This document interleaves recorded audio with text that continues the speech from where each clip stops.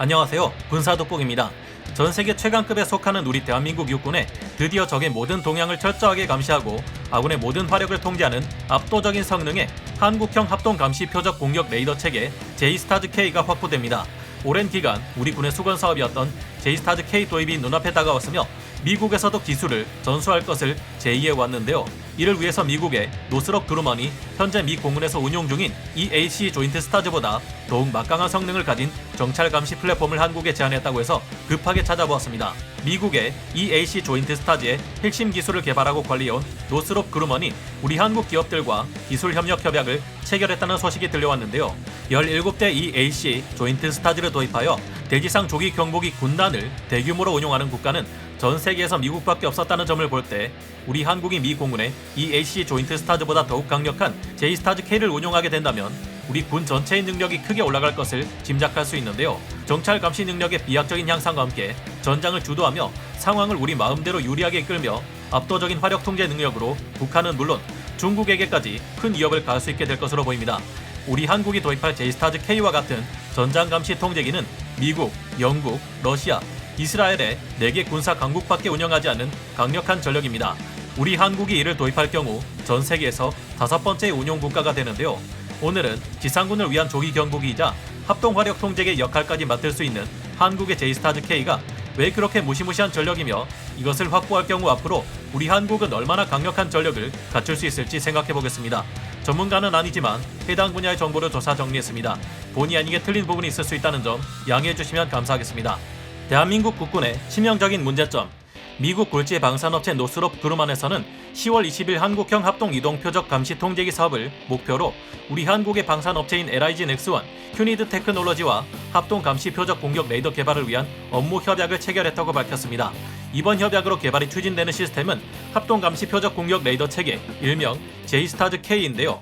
이로써 미군의 현용 EAC 조인트 스타즈에 기체 하단에 적용된 지상감시 레이더와 같은 시스템이 우리 한국에서도 개발될 전망입니다. EAC 조인트 스타즈를 운용해오고 있는 노스롭 그루먼 측은 한국 업체들과 함께 공중전장 관리 지휘 통제 BMC2 체계를 구축할 것이며 30여 년간 쌓아온 기술과 노하우를 한국에 제공할 것이라는 엄청난 소식을 전해왔습니다. 뭔가 대단한 것 같은데 제이스타즈-K는 무엇이며 한국에 왜 필요한 걸까요? 우리 한국 육군은 전세계 순위 4위로 기록될 만큼 최강급의 전력을 갖추고 있으며 질과 물량 모든 측면에서 앞서기에 북한은 물론 조건에 따라 한반도로 침공해오는 대규모의 중국 기갑 전력까지도 모두 막아낼 수 있습니다. 하지만 치명적인 문제점이 하나 있습니다. 지구는 둥근데 전파는 직진하기 때문에 거리가 멀어질수록 저고도에 있는 적의 움직임을 지상의 레이더로 포착할 수 없다는 문제점은 해상에서보다 지상에서 더욱 크게 두드러집니다. 우리 한반도의 지상에는 높은 산악지대가 많기 때문에 이 뒤에 숨어 움직이는 적의 동향을 파악하는 것이 어려운데요. 지상에 있는 레이더 사이트들은 지구 공면 효과를 조금이나마 극복하기 위해 대부분이 1km 이상의 산지들에 위치해 있지만 여전히 113km만 넘어가도 볼 수 없는 사각지대가 발생합니다. 하지만 정찰기를 하늘에 띄울 경우 훨씬 더 먼 거리까지 적진을 감시하는 것이 가능한데요. 우리 한국의 수많은 정찰 자산이 필요한 이유가 여기에 있습니다. 우리 군에는 조기경보 통제기가 있고 감시 정찰기도 있지 않느냐? 예, 맞습니다. 우리 공군은 2737 조기경보 통제기를 가지고 있지만 이 조기경보기는 공중전이나 폭격을 담당하는 전투기들을 위한 플랫폼입니다. 지상에도 공중에서 적의 동향을 철저히 감시하고 한국군의 모든 화력을 통제할 지상군을 위한 조기경보기가 필요합니다. 미군의 EAC 조인트 스타즈는 바로 이를 위한 감시 정찰 수단이자 지상군, 항공전력 모두를 통제하는 합동 화력 통제기인데요. 실전에서 무시무시한 화력을 선보인 합동 이동 표적 감시 통제기 EA. 냉전이 한창이던 1970년대 당시 소련과 바르샤바 조약기구는 전차와 장갑차를 대규모로 동원해 서독을 공격한다는 군사 교리를 가지고 있었습니다. 그리고 제4차 중동전쟁에서 시리아 또한 이와 같은 군사적 교리를 가지고 지상군을 운용했는데요. 그런데 이 전쟁에서 이스라엘군은 수적 열세에도 불구하고 시리아군의 전격적인 역습을 감행해 적 후속 제대에 발을 묶으면서 전쟁의 양상을 완전히 뒤집어 놓게 됩니다. 소련군의 군사 교리로 무장한 시리아군이 수적으로 열세인 이스라엘에 무너지는 것을 본 미군은 현해전에서 수적인 우열보다는 주도권을 장악하는 쪽이 유리하다는 것을 깨달았는데요. 1976년 미 육군 교육사령부 트레독은 이러한 개념에 입각해 적극 방어라는 새로운 군사 교리를 내놓게 됩니다.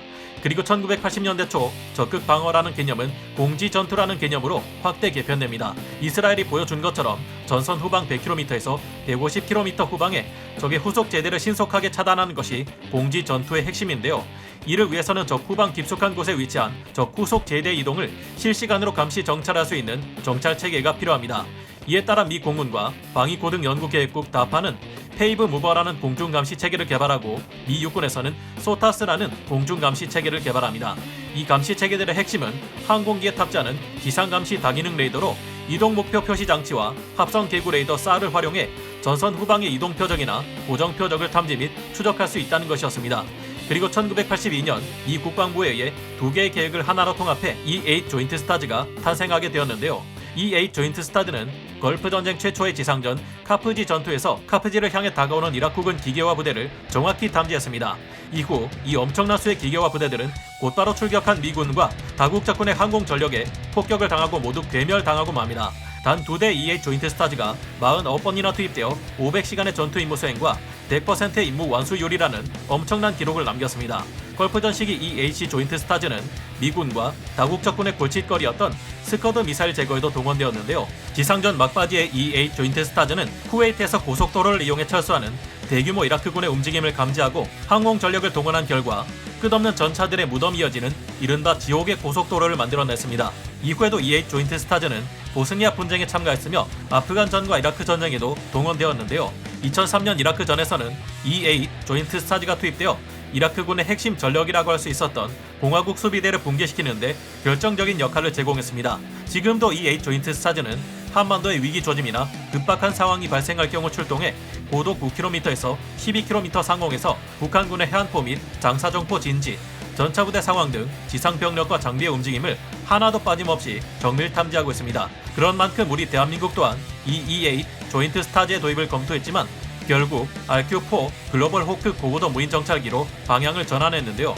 글로벌 호크는 좁은 지역을 정밀 감시하는 데 강하지만 이 AC 조인트 스타즈는 넓은 지역의 수많은 목표물들을 동시에 감시하는 것이 가능하며 동시에 아군의 전력들을 지휘 통제하는 역할까지 맡을 수 있기에 지상전에 앞서 반드시 필요한 기체입니다.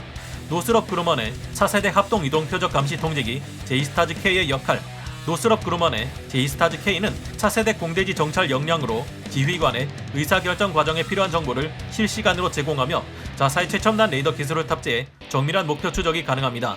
G550 항공기 플랫폼을 기반으로 하는 노스럽 그루먼의 J-STARS-K 솔루션 설계는 미 공군이 운용하는 이 AC 조인트 스타즈보다 더욱 높은 고도에서 빠른 속도로 비행하는 것이 가능하며 첨단 레이더 체계와 상호 운용 가능한 통신 장비를 활용해 뛰어난 성능과 운용성을 바탕으로 대한민국의 미래 작전 수행 능력을 더욱 끌어올려줄 전망입니다. 현재 미 공군도 노스롭 그루먼이 개발하고 운용해온 EAC 조인트 스타즈로 위급한 상황이 발생할 경우 한반도를 감시하고 있는 만큼 우리가 같은 노스롭 그루먼의 G550을 기반으로 한 J-STARS-K를 운용한다면 어떨까요?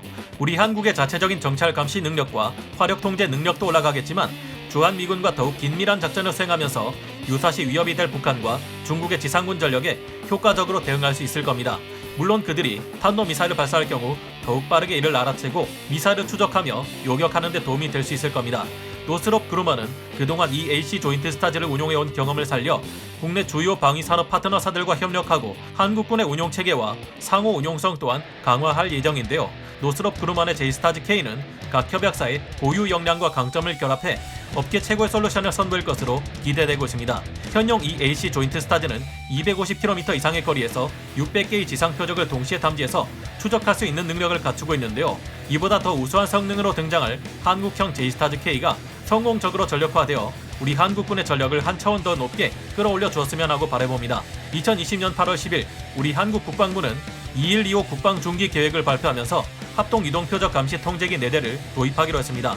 합동이동표적 감시 통제기는 지상전을 위한 감시 통제 수단이면서 북한의 탄도미사일 운반 차량을 탐지하여 처리하는 킬체인의 가장 중요한 핵심 탐지 체계가 될 것으로 분석되는데요. 이른바 J-STARS-K라 불리는 한국형 합동이동표적 감시 통제기 사업은 현재 플랫폼과 감시 체계 후보군이 검토되고 있는 상황입니다.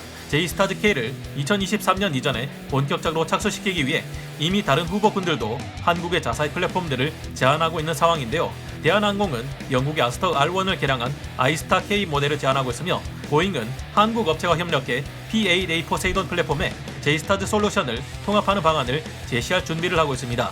여러가지 제안들이 오가고 있으며 노스롭 그루만의 제안 외에도 매력적인 합동 이동 표적 감시 통제기들이 있는데요. 미군과의 합동 작전에 있어 가장 유리한 것은 아무래도 이 AC 조인트 스타즈와 많은 부분을 공유하게 될 노스롭 그루만의 제안이겠지만 다른 합동 이동 표적 감시 통제기들의 능력 또한 상당히 괜찮은 것들이 많기에 한번 살펴봐야겠는데요. 이들에 대한 것은 다음에 기회가 되면 말씀드리기로 하고 너무 길어지기 전에 오늘 군사 돋보기는 여기서 마치는 게 좋을 듯 하네요.